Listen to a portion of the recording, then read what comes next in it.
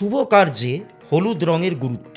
আমাদের হিন্দু ধর্মে যত রকমের শুভ কার্য আছে, যেমন বিবাহ, পৈতে, অন্নপ্রাশন ইত্যাদি ইত্যাদি, এই সমস্ত অনুষ্ঠানগুলোতে আমরা দেখে থাকি যে হলুদ রং প্রচণ্ড পরিমাণে ব্যবহৃত হয়ে থাকে।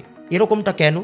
দেখুন, জ্যোতিষশাস্ত্রে দেবগুরু বৃহস্পতির রং হচ্ছে কিন্তু হলুদ, অর্থাৎ হলুদ রংটাকে বৃহস্পতি বা জুপিটার কিন্তু নির্দেশ করে।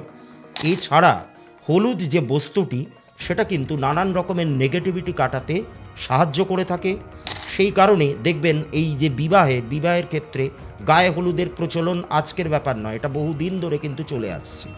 তাই শুধুমাত্র কোনো রকম শুভ কার্য বা শুভ অনুষ্ঠান বলে নয়, আপনারা আপনাদের দৈনন্দিন জীবনে হলুদ রঙের ব্যবহার যদি আরও বেশি করে বাড়িয়ে তুলতে পারেন, তাহলে আপনার জন্য তা শুভ ফলদায়কই হবে। জ্যোতিষ সংক্রান্ত এরকম আরও অনেক তথ্য জানতে আমার চ্যানেলটিকে সাবস্ক্রাইব করুন এবং আমার পেজটিকে ফলো করুন। ধন্যবাদ।